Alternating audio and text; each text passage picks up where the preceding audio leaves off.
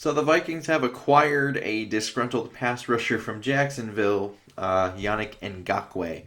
So Minnesota did send over a 2021 second round pick and a conditional fifth in 22.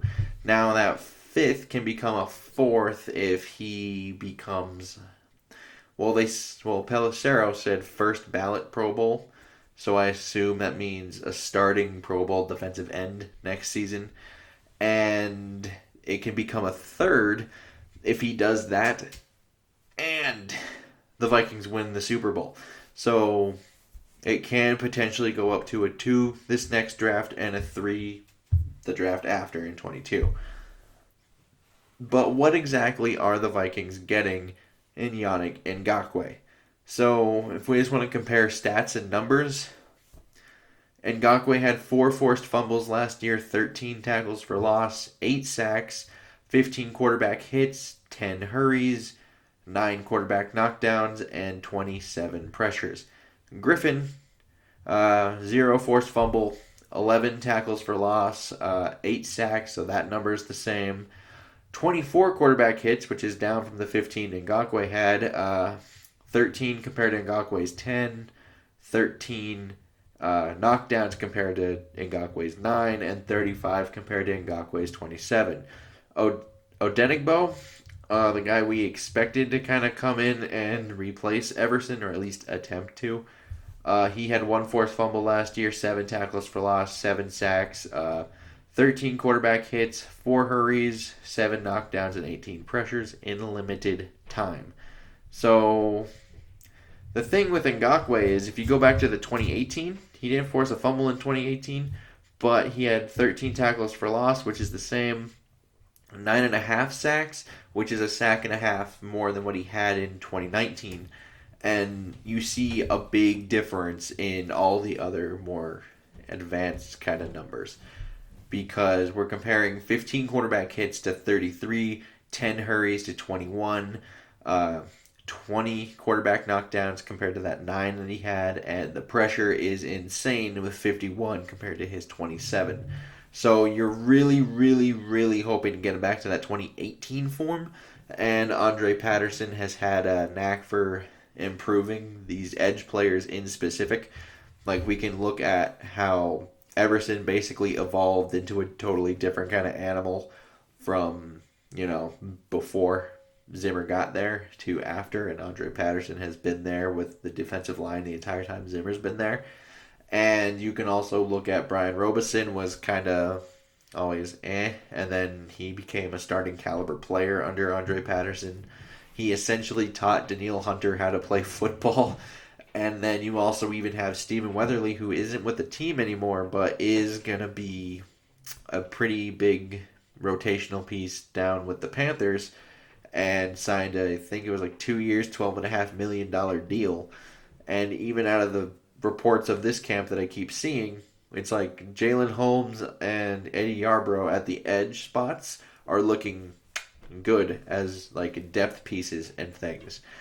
So I'm thinking they're probably like, we might be able to get them back to this form and consistently back to this kind of form, which would be insane, but it is what it is on that. And the other thing is, he does force turnovers, and that's kind of been a theme of this offseason, even because, like, if you look at the defense as a whole, for the players they replaced, they didn't always get turnovers, but the players they replaced them with, especially in the secondary, you really end up saying the word ball skills quite often.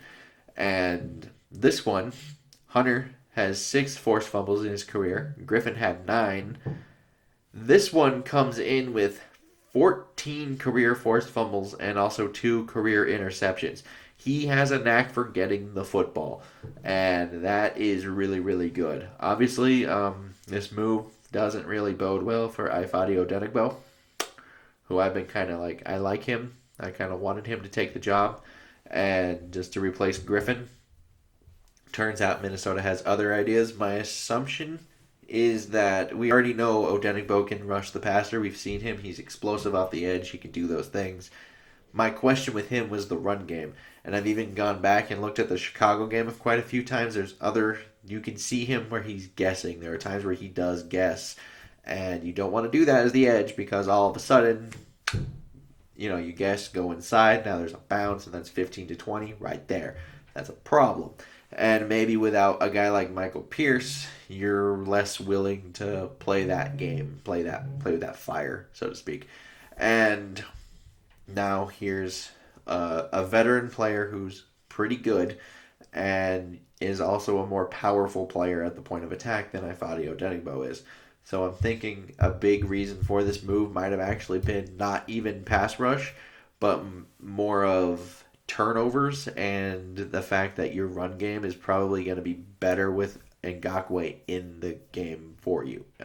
So I would assume Odenigbo probably goes back to being more of a pass rush specialist and kind of move around. We'll see if Ngakoue moves around. I know they messed around with Hunter last year at the end, so we'll see how that goes. And speaking of Hunter, he did have a little tweak, and I know some people are definitely going to try to correlate this to Hunter. It's like, how bad is that tweak? And I went there as well. Pelissero, sorry, that's probably loud. But Pelissero, he did say that was precautionary reasons, and he is fully expected to be there week 1. Not sure where he's getting the information, considering Zimmer doesn't say anything or nothing really comes out about that. People have been asking him for a little bit now.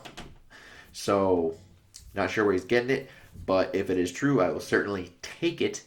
And Yannick did indeed lower his number a little bit from $17.8 million down to about $13 million, so Minnesota could get this deal done.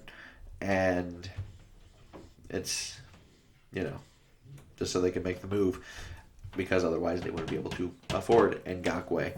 And let's hope this one passes the physical and all the COVID tests and stuff, because last time with PJ Hall, that didn't really happen. And really hoping this one's different, because this one's a significantly better player. So, yeah, liking, subscribing, super helpful. Comments and stuff. And until next time, I bid y'all adieu.